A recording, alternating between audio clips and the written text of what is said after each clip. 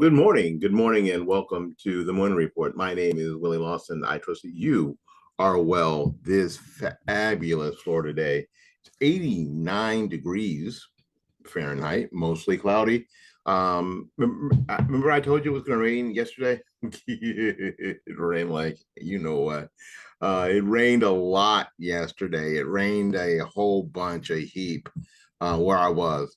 And it's typical, in this part of the world where you might get serious thunder boomers with hail and the whole idea in one part of town, and the other part of town stays bone dry because the clouds concentrate in one area and just dump right there. Yeah, and that's what it was like. That's what it was like. It was like a big thunder boomer at work, and hail, power was out. Check the Ring doorbell for here. Birds are singing, children are playing in the street. It was just fine. I super love living here. I just can't imagine that there is a better, more fun place to be than here. I just can't imagine. I just can't imagine. I love it. Um, we talked a little bit yesterday about the inflation numbers. I mean, I think I mentioned it. I think maybe I mentioned the inflation numbers, and that the report did not look good for the administration, and they were already backpedaling, saying, that's a rear look at what inflation was. It's the CPI, it's the Consumer Price Index. It's a metric that we use all the time to talk about what inflation is. We use that metric all the time, and now they don't want to. I mean, if a number had gone down, they'd be going, look what we've done. See, get to trust the process. They'd be screaming, what we're doing is right for America, and blah blah blah. I mean, they would have if the number had been down, but it was up. As a matter of fact, it was up to the highest number in 40 plus years. The consumer price index for inflation right now is at 9.1%. I mentioned some of these numbers yesterday. 9.1%. And I think that, well, what I'm going to do today, what we're going to do today is sort of give you some context about where, when we say the last 40 years, I think that a lot of people that may be listening, I don't know, my demographic, y'all kind of look like me. I mean, you ain't that pretty, but you kind of but you kind of look like me. Or anyway, you are as old as I am, or kind of like that. But if this background is annoying you, nothing I can do about it right now. It's what I'm using. And every background I use for the videotapes is going to have some motion. Because right now I like it. And if you like it, say you like it. Don't say anything and just let the people who don't like it have the bully pulpit. If you like it, say, oh, screw it, I like it. It's nice. It's something that they weren't doing before, that I like that they're doing something. I hate that I left that your text thing. You guys who are listening to the podcast see it. I hate that I forgot to take that out, but you know what? I went with it. Anyway, squirrel. Squirrel. But Up, if you've not seen the movie Up, dude, it's a great movie. And it was before, all of them went super woke and they were still making good content. In any case, so thanks to our friends at townhall.com, we're going to sort of take a retrospective and look back at what was going on when the last time inflation was this high. When you just say 40 years, a lot of people that doesn't mean anything to them. Especially young people, especially younger people. That doesn't mean anything to them. Because a lot of young people have been taught basically that nothing really existed, nothing of any consequence, I'll say it that way, existed outside just maybe their parents 40 years ago. 40 years ago, my God, that was forever ago. Things are so different now. Except for this one thing. All right, so we're going to, let me see. All right, here we go. This is an article, and we're going to stay here on this article. If you have not gone to townhall.com to get your news, to get your information, to get your opinions, then you should. Townhall.com is owned by Salem, and Salem is a very same media company that has Dennis Prager on their network. And so that, that should let you know that they're good to go. They are good to go. And they are in most markets around the country. And my brief stint, I think it's 22 weeks. I think it was 22 weeks as a brokered program was on a Salem broadcast, A60 Salem Broadcasting. Now, I am not suggesting anybody do brokered radio. All it does is make you broke. So don't do it. Just don't do it. If you're already doing it and you're not broke, you will be soon. Anyway, but also when you go to townhall.com, they have a VIP section. I'm not sure what it sells for. I will get that information to you over the course of this program. Whether you're listening to it or watching the program, I'll get that to you. But this is an article written by Spencer Brown, put together by Spencer Brown at It's Spencer Brown at Twitter. So it was put together today. Just an hour or so ago, he finished it. It starts off in Wednesday's release of the Consumer Price Index data, June showing prices jumping 1.3% from May to June and a 9.1% in the last 12 months. The Bureau of Labor Statistics noted that inflation has not been in the red hot, as red hot since November of 1981. Now, for context, your host was 21 years old. I had just turned 21. Just turned 21. I look good. I was so pretty. I am still pretty, but I was cute as heck. To add some context to the four-decade high inflation has hit, Town Hall took a trip down memory lane. Going to take a trip down memory lane. All right. Now, in 1981, the federal minimum wage was $3.35 an hour. So you can imagine the impact of inflation at plus 9% at the time when the federal minimum wage was $3.35 and the average income was $10,000. The average income was $10,495. Now it costs that to go to the grocery store. The best-selling car was the Oldsmobile Cutlass. I love that Cutlass. I just did. Oh, smooth-looking car. Actually, still is. And songs like "Endless Love" by Diana Ross and Lionel Richie. My endless love. That way, YouTube doesn't give me a copyright strike if I just sing it badly, because the thing, the algorithm couldn't even tell what the hell I was singing. And "Working 9 to 5" by Dolly Parton was topping the Billboard charts. Superman 2, which kind of sucked, was the top grossing movie, and Americans put Dallas, the Jeffersons, and Three's Company at the top of the TV rating. That's how long ago it was. That blows me away. Something else that happened in August of 1981 was the introduction of the first PC from IBM. The first PC from IBM that you could go and you could buy. With an introductory price tag of $1,565. Now, that doesn't sound bad. Now, I just told you that the average income was $10,000. This was $10,400. So this would be like 10%. 10% of someone's yearly income.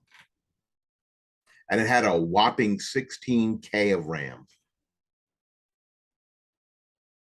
The computer I'm doing this podcast on right now has a 500 gigabyte solid state hard drive and 64 gigs of RAM. So this $1,500 PC from IBM had 16K of RAM. The article that Spencer Brown wrote that we're referring to is more than 16 kilobytes of data in this one article. And it had a port that you could attach a cassette tape recorder so you could run programs. In March of 1981, Ronald Reagan was shot. I remember when Ronald, I was at Florida State University and got back from class, and my roommates were like watching TV, and he said, somebody shot the president. I was like, what? Somebody shot Ron? Damn. They shot Ron? How they shoot him? I thought everybody loved Ron. Not everybody. Especially if you were trying to impress a girl. While leaving the Washington Hills, and they shot Ron. And then we saw the videotape of all these people who had guns tucked into places that, holy crap, where did they get all these guns from? People are pulling guns out of suit pockets. And I think that dude just got out of jail recently, didn't he? Yeah. Raiders of the Lost Ark premieres. Now that was a good movie. Dun, dun, dun, dun, dun, dun. Remember that? That hit theaters on June 12th, 1981. The first space shuttle launched. Space shuttle mission launches STS-1, flown by Columbia, takes flight on April 12th, returning 2 days later from low Earth orbit. There you go. Remember that? Took off and then it landed. How cool it was that we thought all the pilots were just showboating and flexing because they dropped this rock from space and landed right on center line. All you pilot people, and I have a couple that watch that watch and listen to the podcast. That was just a flex, right? The band that changed copyright, music copyright in America, was formed in 1981. James Hetfield and Lars Ulrich teamed up to create the band, you guessed it, Metallica, in Los Angeles in October of 1981. President Ronald Reagan announced his nomination of the first woman on the highest court in the land on July 7th, which was just seven days ago. Isn't it interesting that the left did not celebrate this accomplishment from this woman? It did not 7 days ago. You probably forgot. Sandra Day O'Connor, the first woman nominated to the highest court in the land on July 7th, 1981, by Ronald Reagan, a Republican president. 2 days later, on July 9th, Mario is debuted by Nintendo in the first release of Donkey Kong.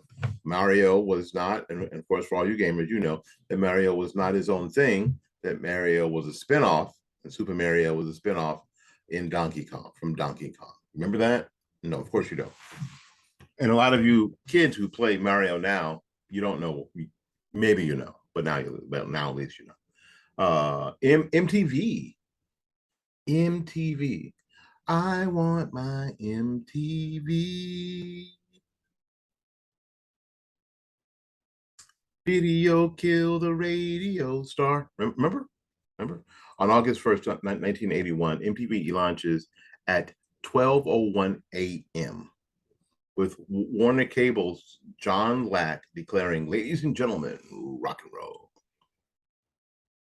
And the first video was what? I just told you. Video killed the radio star. So, okay, so if you're feeling nostalgic right now, or maybe confused about what a cassette tape is, then you get the idea of how long it's been since inflation was running near double-digit levels and seemingly out of control. Joe Biden was a sprightly 39-year-old then, so he should remember how much pain Americans felt until around the Reagan administration took the reins of government and put the country back on the right track while reigniting patriotism and defending the hostile Soviet Union in the Cold War. Now, what I must say about Reagan, I think Reagan got fooled and he was naive in a sense, that he got owned by Congress signing an amnesty bill. He did. No way to deny that. But I think he was naive, and I think he got owned by Congress. Um, but what he was to Americans was that he was our head cheerleader.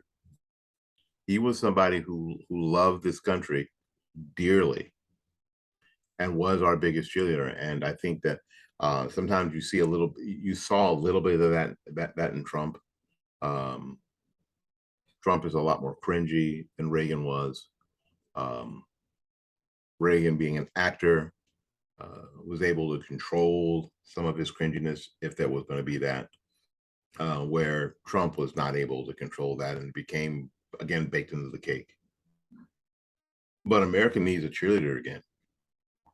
America needs a cheerleader that thinks America first. America needs a cheerleader that says that, we're number one,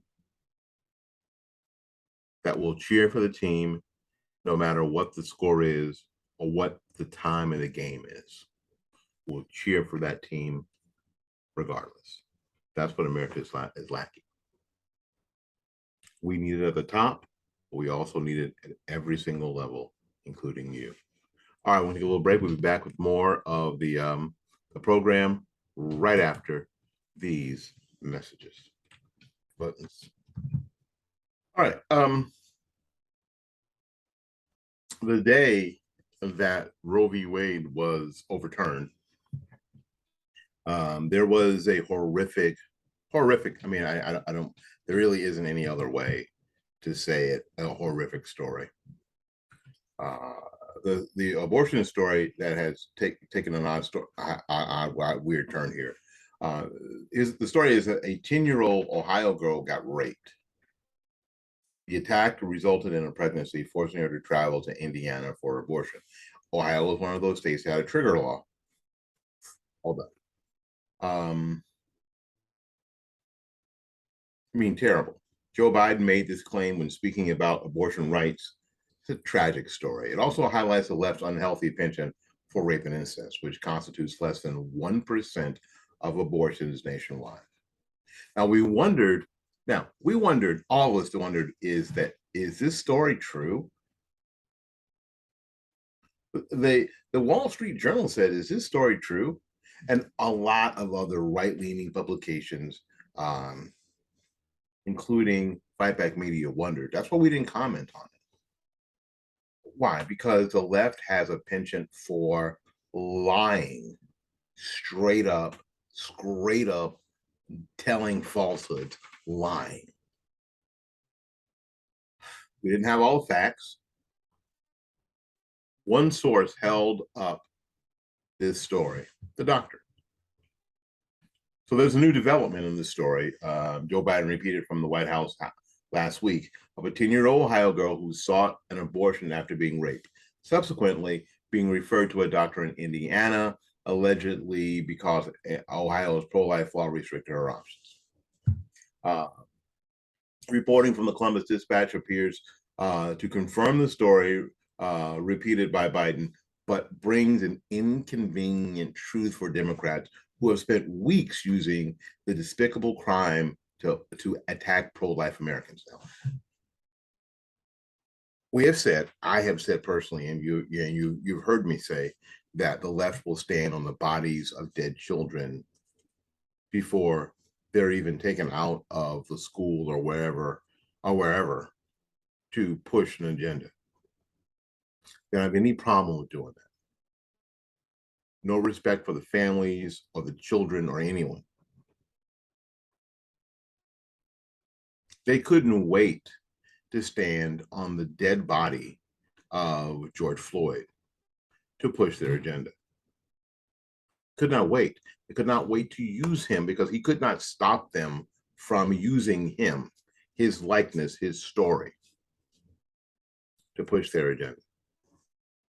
And even when the family pushed back, they pushed back harder and said, no, we're going to give you a whole bunch of money and pay you off so we can use your story, essentially, to save other people. So this doesn't surprise me that Democrats are using this crime to attack pro-lifers. As it turns out, Democrats and the mainstream media have repeatedly citing a situation in which a 27-year-old man who was believed to be undocumented, according to Dispatch, repeatedly raped a 10-year-old girl. After the White House was unable to offer corroboration for the story Biden repeated, and the Ohio Attorney General said she hadn't heard a whisper about any matching requests or filings. The Columbus Dispatch said Wednesday that an arrest had been made on Tuesday. And charges were filed against a 27-year-old man who confessed to the crime. Things move fast. We later learned that an illegal alien was the girl's rapist, a Guatemalan national with an ICE detainer. Yes, he was on our radar. The judge rejected the motion to remand the defendant without bail at the arraignment. And how do liberals react to this horrific story? By pounding on conservatives for doubting it in the first place. Now, what they don't do is say, golly, how we had this guy in court and the judge said, nah, we're not going to hold him. We're going to let him go. We're going to remand him without bail at the arraignment. This is go around the country. You are free to roam around the country. And in his roaming, he repeatedly raped a 10-year-old girl, made her pregnant. He raped a 10-year-old girl. The left isn't like, my God, how could that happen? That's terrible. We got to lock this dude up and put it and throw him in a wood chipper. No, that's not what they're concerned about. What they're concerned about is that we doubted the story in the first place because they lie all the time. So when the people who are manipulative do, they will gaslight you and get you to get mad at you for not believing them right away every single time, although they lie every single time. We're just supposed to sit down and believe whatever they tell us every single time and never require any proof. Well, we here at Fight Back Media are not going to fall into that trap. You are unfortunately going to have to verify everything. Yeah, as the author writes, that's a weird flex. They're cheering that this girl got raped and impregnated by an illegal alien. That's weird. First, it exposes for the 1,000th time that Biden's border control agents remain a pile of garbage. The attack wouldn't have happened if liberals had understood the basic concepts of law and order. Illegal immigration is a crime. It is a crime. It's a bad thing. Our citizens suffer because this open border scheme that Democrats have concocted to increase their congressional position in the House. It's what it is. So now all these things happen and they pounce on conservatives because, see, we told you. How could you just stop believing? Well, because you lie all the time, because you're a bunch of liars. See, it happened. And they're almost, some, not all, some are almost cheering it. See, it happened. As opposed to crap, it happened. Weird. Absolutely weird. The irony is that the story won't see the light of day now because an illegal alien raped a child. So it's time to deploy countermeasures. Except this story, expect this story to be buried by the weekend. expect that this will probably be one of the last times you hear about it. Well, out there, you can hear about it here all the time because a 27-year-old Guatemalan national went to Ohio and raped a 10-year-old girl